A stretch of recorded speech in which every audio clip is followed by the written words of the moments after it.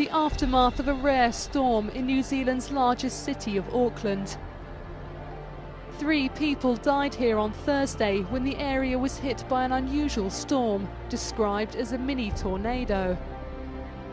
2 of those lost their lives when concrete slabs were torn from a building site and hit their vehicle. At least 7 people have been sent to hospital with injuries. Residents say the tornado swept through the area with frightening power.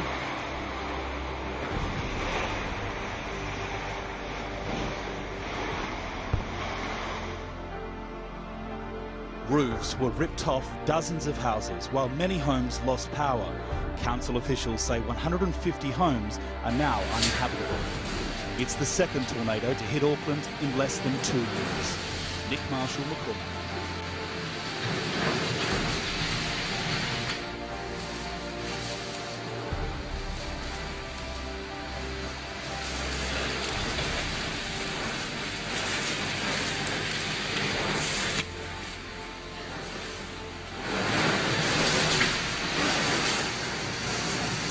Oh my God.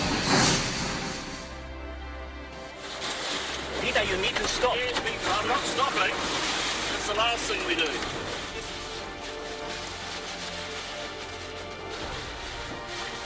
Oh my God. Oh, that was big. One cargo ship has sunk and a second, this one, is in trouble amid a storm in the Black Sea. Several of the sunken ships, mostly Ukrainian crew, are missing and 2 are known to have died. The Vogo Bolt 199, which was carrying coal, got into trouble to the north of the Bosphorus Strait early on Tuesday morning and sent a distress signal. All contact was then lost. A helicopter and rescue boats have been looking for the 12 crew members, 11 Ukrainians and a Russian. Some have been rescued, but one was found dead, another died on his way to hospital. The second cargo ship with 14 members on board experienced mechanical failure and is listing badly. The Bosphorus Strait, which is often closed in winter, is the only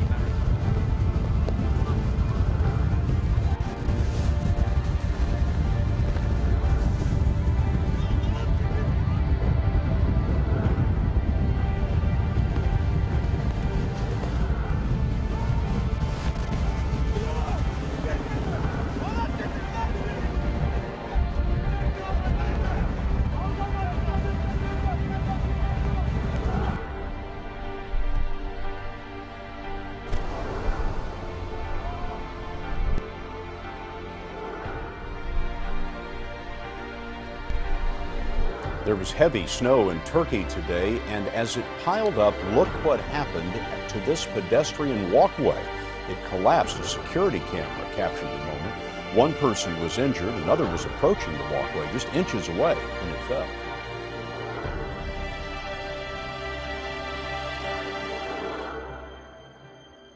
Okay, it's the image that's got people talking today. A fireball lighting up the Texas sky this morning and flooding our phone lines with calls.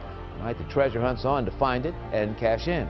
Our David Schechter has the first clues. He's live in the social media center for us. David? John, I do have some clues, and I'll get to that in a moment. But let's go back to about 6:45 this morning when Twitter was hot with comments from Dallas and Houston from people who were seeing this thing.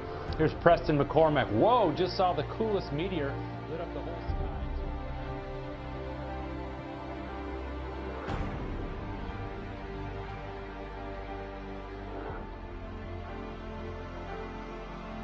So if it's typhoons in the Philippines, in Japan it's earthquakes. Again, the number and the intensity of these over the last few years has increased. The latest, about 13 people are now feared injured and one still missing after a 7.3 magnitude earthquake jolted the eastern coast.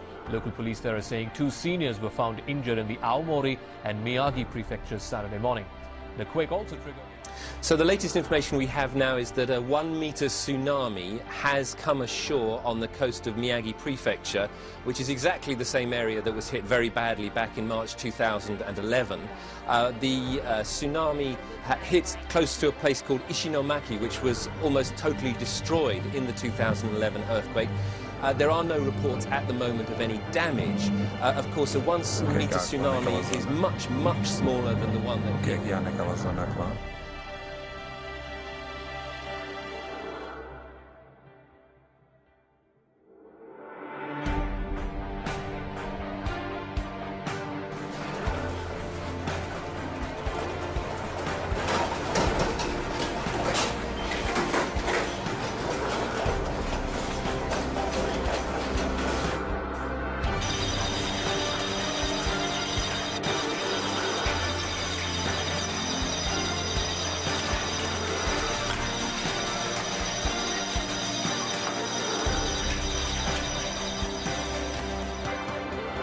At least 8 people are dead after an earthquake struck Iran overnight. The 5.5 magnitude quake hit near the Iranian border with Afghanistan at 10:30 in the evening local time. Quake caused damage to several buildings and cut power lines and telephone communication. Rescue teams have been dispatched to the area. At least a dozen villages were affected by the quake. Several people were injured, and authorities believe the death toll may rise.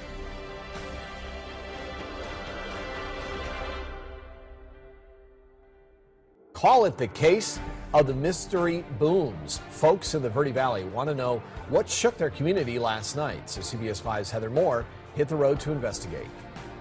I've never heard anything quite like this. A tremendous boom, like a controlled explosion. It sounded like 2 very large explosions.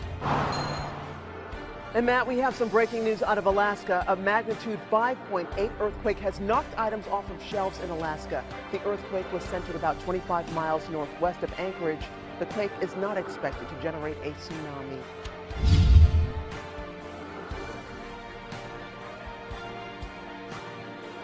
Much of the country reported being jolted awake this morning by a 5.8 magnitude earthquake that was felt from Northland to Southland. The quake was 175 kilometres deep and centred 20 kilometres southeast of Tokoroa. The quake at 19 minutes past 7 was followed by a swarm of tremors in the central North Island. From the Balkans to the Baltic, the winter snows have come to Europe. Freezing temperatures in Croatia have caused severe disruption. Workers in Zagreb say the snow is so heavy, keeping the roads clear has become almost impossible. In neighbouring Serbia, nearly 700 people were trapped in their vehicles and the army was drafted in to help overstretched emergency services.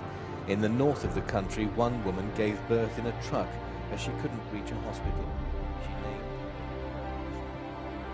Severe weather conditions with heavy snowfalls and freezing temperatures have hit Central Europe. Serbia and Croatia have reported several deaths, and at one point more than 600 people had to be rescued from their snowbound cars. The upper Midwest is getting pounded by its heaviest winter storm in 2 years.